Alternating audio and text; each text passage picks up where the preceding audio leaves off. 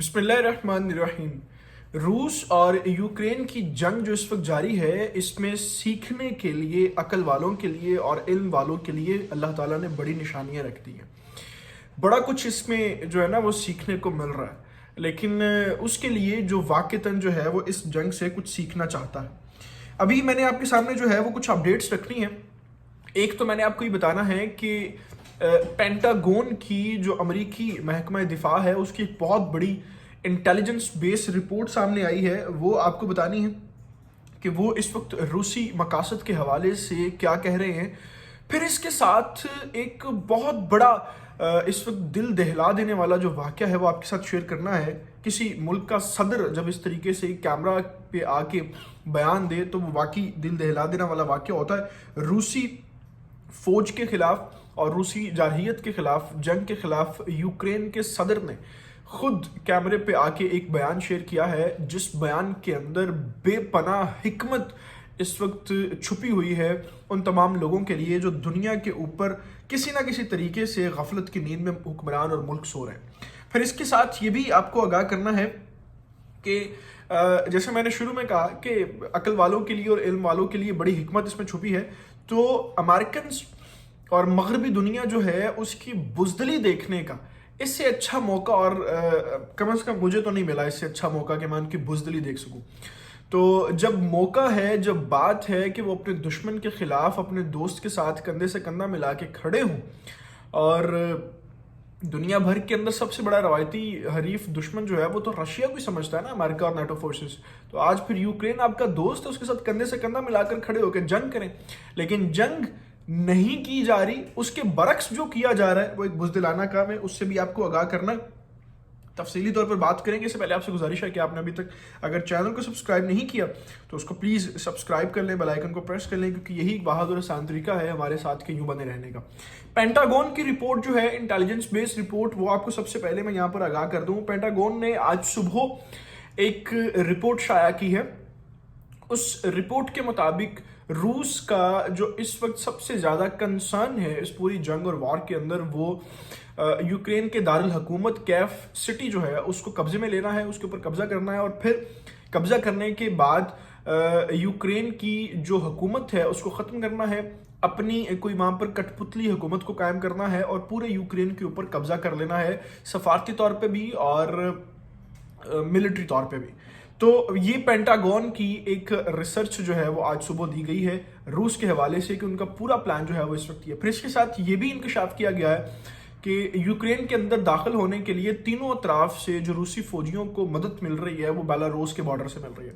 यानी बेलारूस जो कंट्री है वो रूस को फुली सपोर्ट कर रही है और उसने अपने बॉर्डर्स और अपने रास्ते जो हैं वो रूसी फौजियों को दिए हुए हैं ताकि वो तीनों अतराफ से यूक्रेन के अंदर दाखिल हो सके।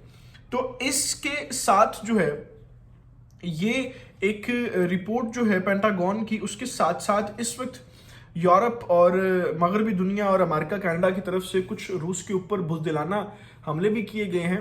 यानी जब सूरत जंग में थी, ये जंग में शाना बशाना खड़े होते तो हम समझते हैं कि वाक़ईतन इन्होंने अपने दोस्त कहने वाले मुल्क यूक्रेन का साथ दिया है और उसकी हिफाजत के लिए अपने फौजी भेजे हैं, अपना असलहा भेजा है। लेकिन जहाँ पर नाटो फोर्सेस ने यह बयान सुबह दिया कि हम इस जंग का हिस्सा नहीं बनेंगे, वाज़े तौर पर यह पैगाम दिया कि हम इस जंग का बिल्कुल हिस्सा नहीं बनेंगे, वहीं पर इसके साथ साथ जो है वो किया क्या गया, कनाडा की तरफ से जो है वो रूस के 58 इदारों के ऊपर और अफराद के ऊपर पाबंदियां लगा दी गई हैं। और इसके अंदर जो है वो मुख्तलिफ कंपनीज भी शामिल हैं, मुख्तलिफ ट्रेड एसोसिएशन शामिल हैं, मुख्तलिफ जो बिलियनर उनके हैं रूसी वो भी शामिल हैं। इन सब के ऊपर जो है वो कनाडा की तरफ से पाबंदी आयद कर दी गई है। फिर जो रूसी बैंक के $250 मिलियन के असासे हैं उनको अमेरिका के अंदर, जो यूएसए के अंदर रूसी बैंक के 250 मिलियन असासे थे, उनको भी इस वक्त सील कर दिया गया है, मुंजमद कर दिया गया है। और बाइडन ने इसका सुबह ऐलान किया कि हम रूसी बैंक के जितने भी यहाँ पर असासे हैं उन सबको बैन करने जा रहे हैं।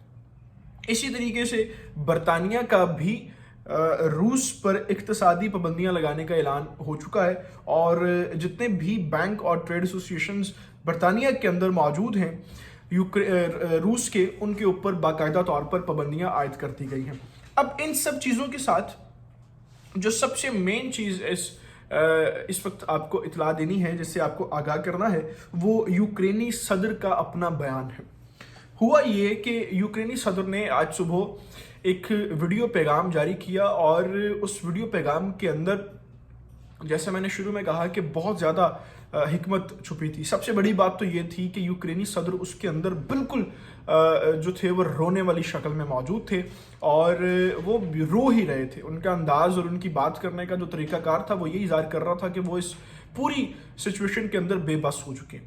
پھر انہوں نے واضح طور پر جو الفاظ استعمال کیے کہ کون ہے جو اس وقت ہمارا ساتھ دے، کون ملک ہے جو اس وقت یوکرینی فوج کے ساتھ شانہ بشانہ کندھے سے کندھا ملا کر کھڑا ہو جائے۔ پھر انہوں نے نام لے کے کہا کہ ہم نے مغربی دنیا کے، یورپین یونین کے تمام ممالک کو فون کیا ہے، لیکن سب اس وقت جو ہیں وہ خوف و ہراس کے اندر مبتلا ہے۔ کسی کے اندر اتنی جرت اور ہمت نہیں ہے کہ وہ رشیا کے خلاف ہمارے ساتھ کھڑے ہو کے جنگ کر سکے۔ کسی کے اندر اتنی پاور نہیں ہے کہ وہ رشیا کو کسی نہ کسی طریقے سے کوئی پھندا ڈال سکے۔ تو میں واضح طور پر نیٹو فورسز اور امریکہ کو یہ کہتا ہوں کہ آپ ہمیں ساتھ نبھانے کی وعدے کرتے تھے، آپ یہ کہتے تھے کہ ہم آپ کے ساتھ ہیں، لیکن آج جب کیف کے حالات خراب ہیں اور پورے یوکرین کے اوپر روس اپنا محاصرہ کرنے جا رہا ہے، پورے شہروں کو اس نے یرغمال بنانا شروع کر دیا ہے، میزائلز مارے جا رہے ہیں، سیویلینز مر گئے ہیں، مور دین 200 لوگ اب تک جو ہے وہ ہلاک ہو چکے ہیں۔ تو آج جو ہے وہ میں آپ سے پوچھتا ہوں کہ آپ میں سے کون سا ایسا ملک ہے جو ہماری سپورٹ اور ہماری یہاں پر حفاظت کے لیے ہمارے ساتھ لڑے گا؟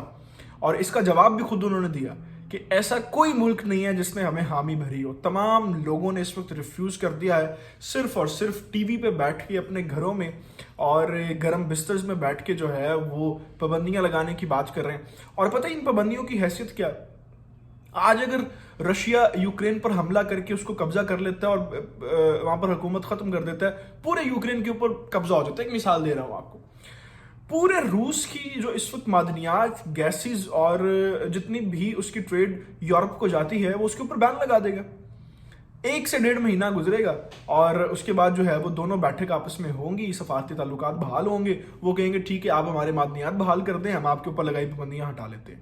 اور روس کے اوپر پابندیاں لگا رہے ہیں، کسی لیبیا، شام، عراق، ایران کے اوپر پابندیاں نہیں لگ رہی کہ جو اتنے مفلوج ہیں کہ وہ اپنے حق کی بات نہ کر سکے۔ یہ ختم ہو جائے گا۔ تو کہاں گئی سپورٹ، کہاں گیا یہ؟ ابھی اس وقت جو پابندیاں لگائی جا رہی ہیں صرف اس لیے لگائی جا رہی ہیں دنیا کو دکھایا جائے کہ دیکھیں ہم کچھ نہ کچھ تو کر رہے ہیں، جبکہ ضرورت یہ تھی کہ جس ملک کو کٹنے کے لیے آپ نے خود دوستی کا دعویٰ اور وعدہ کر کے آگے پھینک دیا، آپ اس کی سپورٹ کرتے۔ سب سے میجر چیز جو اس پوری کہانی میں، جیسے میں نے شروع کہا کہ اس جنگ میں سیکھنے کے لیے بڑی چیز ہے، وہ یہ ہے کہ اب دنیا کے اندر 2 باتیں بڑے دھیان سے مسلمانوں کو سمجھ لینی چاہیے، خاص طور پہ پاکستان کو۔